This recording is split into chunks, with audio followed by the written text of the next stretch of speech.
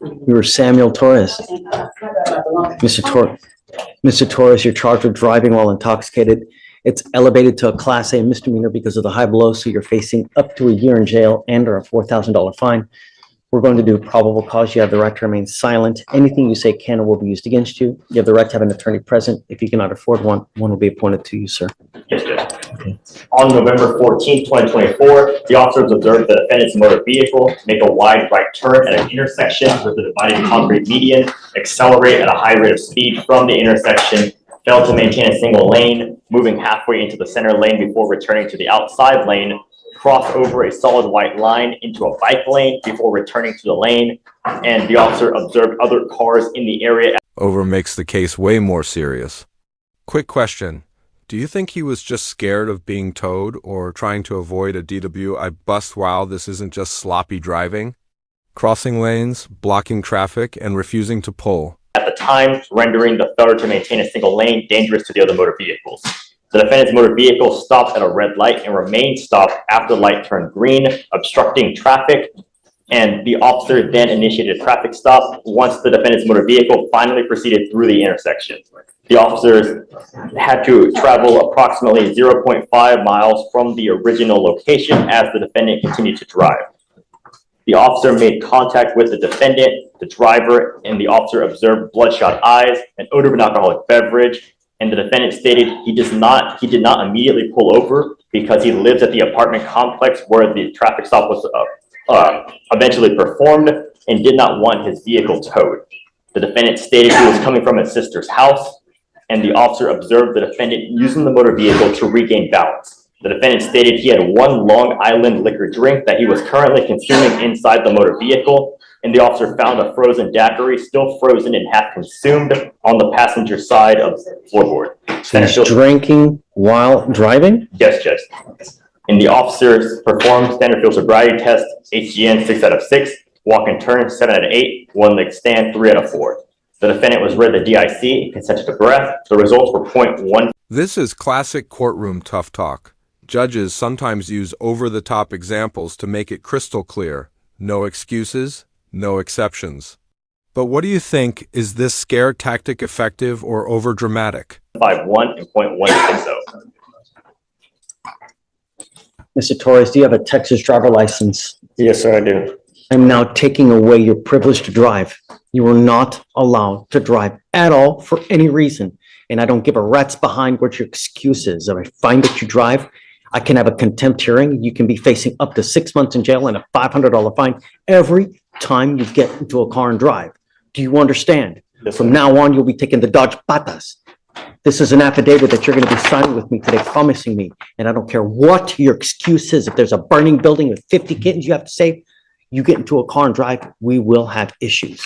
I'm also ordering you not to consume alcohol or illegal drugs. I will randomly test you. If I find that you're consuming alcohol or illegal drugs, likewise, I will revoke your bond, put you in jail. You will not get any more PR bonds, sir.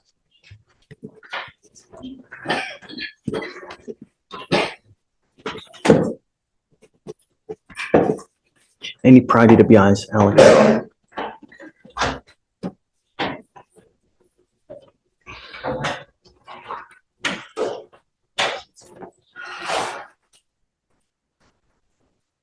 How old are you, sir?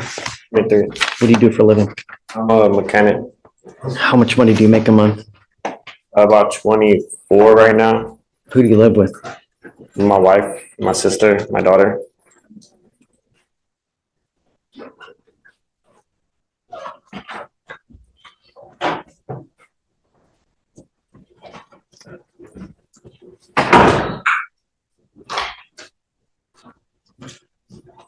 Who else in the house works?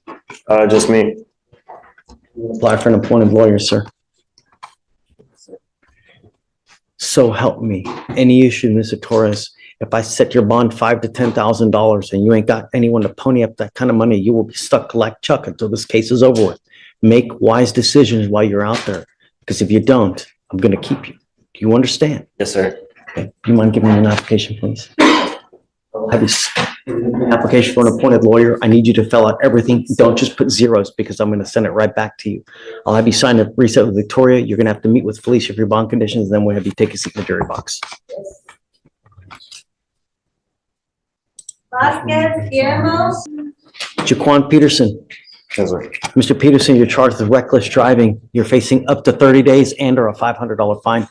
We're going to do probable cause. You have the right to remain silent. Anything you say can or will be used against you. You have the right to have an attorney present. If you cannot afford one, one will be appointed to you, sir. Yes, Judge. On November 14th, 2024, the officer was part of a task force with the main focus being hostile street takeovers and racers.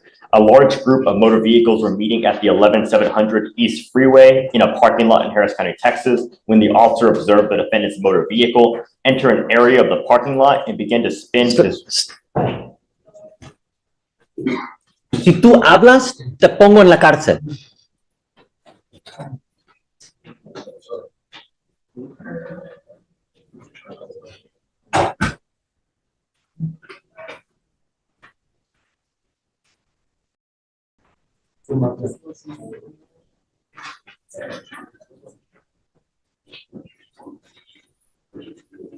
Okay, sorry, please, Would you like me to start from the beginning, Judge? please. Yes, Judge. On November 14th, 2024, the officer was part of a task force with the main focus being hostile street takeovers and racers. A large group of motor vehicles were meeting at the 11700 East Freeway in a parking lot when the officer observed the defendant's motor vehicle enter an area of the parking lot and begin to spin his rear tires with a loud screeching noise. The defendant's motor vehicle did several donuts, losing control of the rear end within 10 to 15 feet of other motor vehicles. Powerful moment. The judge links reckless driving to potential murder charges. That's a legal reality, intent or not. If someone dies, you could be facing manslaughter or worse. Imagine losing your car and your freedom over a few donuts in a parking lot. Making up the pit. The officer observed the defendant's motor vehicle complete approximately 2 to 3 donuts, and a traffic stop was initiated. The officer made contact with the defendant, the driver and sole occupant, and the defendant admitting to doing donuts. Run his NCIC. Does he have any other cases like this by chance? I'll run his NCIC, Your Honor. Please. Mr. Pearson, I'm going to find that there's probable cause to go forward with your case. Can you imagine if you start doing these donuts, you hit and kill someone? Who gets charged with murder? These are things you must consider when you're out there in the free world. You think before you act, think before you speak, because actions may be your last. And Your Honor, he has no other open cases or criminal history. Do you have a Texas driver license?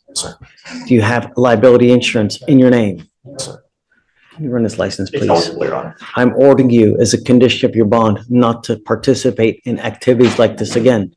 No reckless driving, donuts, street takeovers, racing. If I find that you do, the first thing I'm going to do is take your privilege to drive away from you, and the next thing I will do is I will put you in jail. Do you understand? Yes, sir. 610. The freeways, toll roads, parking lots, this isn't the right way to put, you don't do this over there. And I'm going to tell you now, the Texas legislature has made it extremely easy for DAs across Texas to seize and take cars for individuals who participate in these types of actions. And I've had defendants come here with their cars seized, $50,000 trucks taken because of these types of actions. So be careful out there, because not only can you next time go to jail, but you may lose that very car that you had.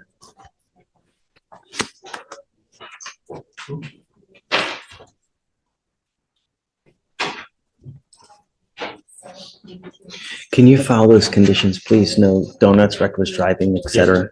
We are going to reset your case to give you time to hire a lawyer. So I'm going to have you sign a reset with Victoria.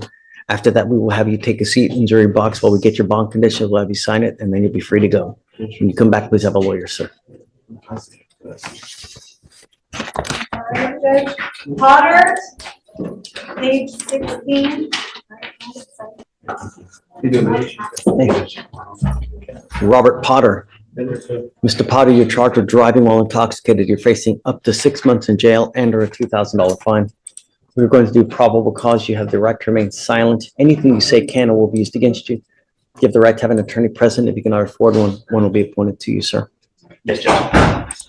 On November 17th, 2024, at 1:10 a.m. in the morning, officers conducted a traffic stop on the defendant's motor vehicle after observing it traveling at a high rate of speed, 67 miles per hour in a 45 mile per hour zone.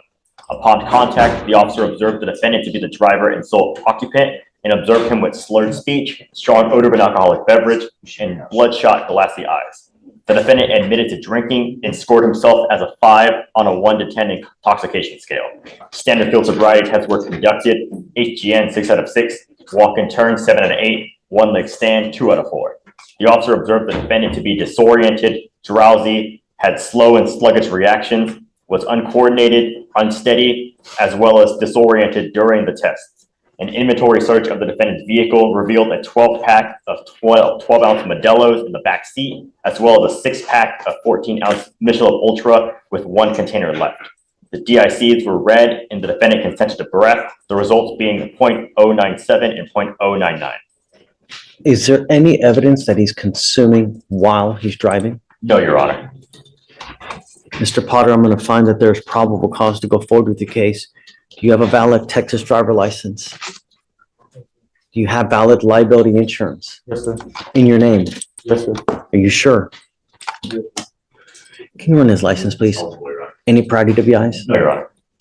I'm ordering you as a condition of your bond, Mr. Potter, not to consume alcohol, illegal drugs, or unprescribed controlled medication. I'm going to randomly test you. If I find that you're consuming alcohol or any illegal drugs, unprescribed controlled medication, I will put you in jail.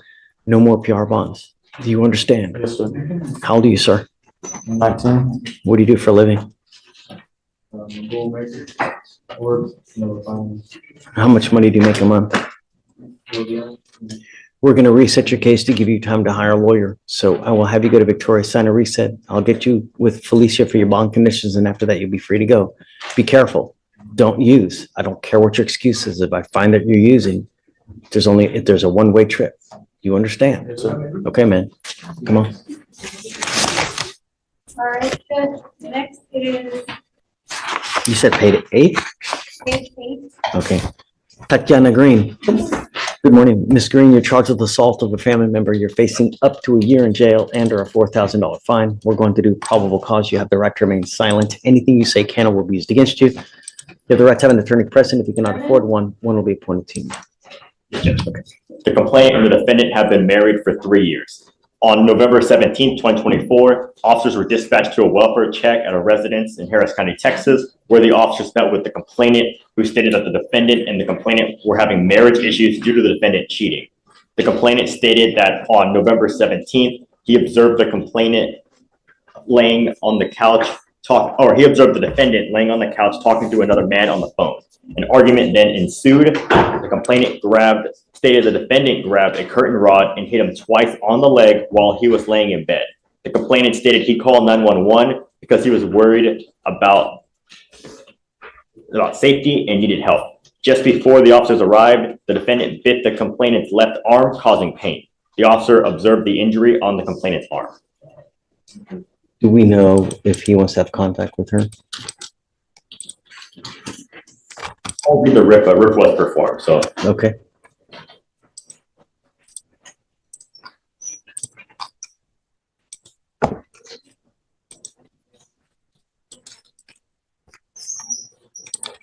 Ms. Green, it looks like a protective order has been issued in this case. Get to know it. If you violate it, the state will file additional charges against you. A violation of protective order, it's one of the worst cases you can pick up.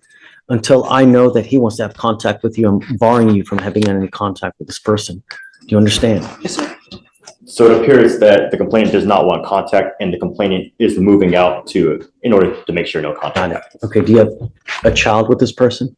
No, sir. Great. I don't want to talk about the case. It's not about the case. The apartment that we have together is my apartment, but right now, since I got out, I've been at my grandma's. So for now, right, this bars you from going to the Westmead place, right? So you need a lawyer to represent you in this case. You need a lawyer to represent you in this case, ma'am. Do you work? I do work. I just started working. Whenever I was in court for You get a lawyer for the magistration. I didn't talk to anyone. Okay, so what kind of money do you make a month? Nothing right now. How do you support yourself? Okay. Did you want to apply for a court-appointed lawyer, ma'am? Yes. The other option is you can go hire one. What would you like? Okay, actually I have one. So I have an affidavit already filled out. So what we'll do is I'll have you just sign a receipt with Victoria. I'll have you sign here the order for protection, and then we'll have you take a seat. Don't leave until you sign our additional bond conditions, and then we'll have you talk to lawyer here momentarily. Okay. Okay, please, ma'am. It was already signed, but Oh, that's right. Okay, yeah, we just need to sign the reset, and then we'll have you take a seat. No, come up. Well, no, the deal is that he's moving out, she's moving out. He is moving out, and he previously told the prosecutor on the case that he has a new place, but I see on the MOAB that it does list the apartment that belongs to the Got defendant. Yes. Okay, I want you to go back, but I want to make sure that the person is out first. Because I don't want you to go back, he's there and boom, just, Don't talk about the facts of the case, just talk No, about no, this no. situation. Yeah. My lease is up on the 7th of December, so I'm okay. I just need to get my personal belongings. But if he's not living there, Your Honor, I mean, I just don't know if he's still there. I can reach out to him. Do you mind real quick? Yes, Judge. Okay, they're gonna try to reach Sure. out to him real quick to see if he's still there. If he's not, and he's gone, He's still there, until what day? until December 2nd. Oh, okay. is he on the lease too? No, I mean, he doesn't have to leave. I'm with my grandma. I'm okay. I'm okay. Sure? Yes.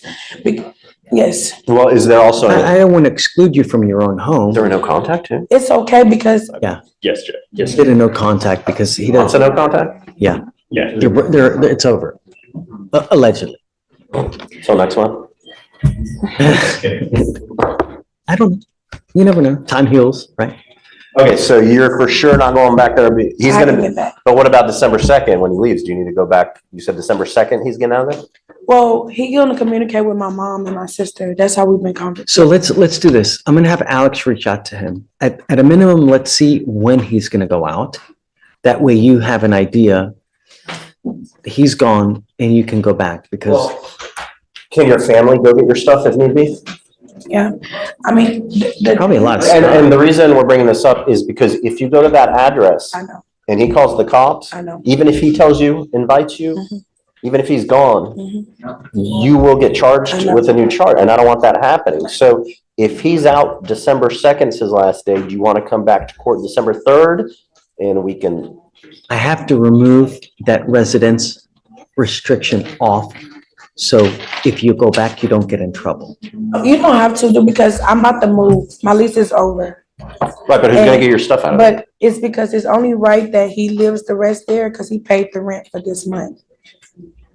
Okay, well, I'm just trying to I get understand. her to get her stuff out without getting in I'm trouble. gonna get it. My sister will get it for me. They don't- Okay, Ms. Green, you've got a great lawyer.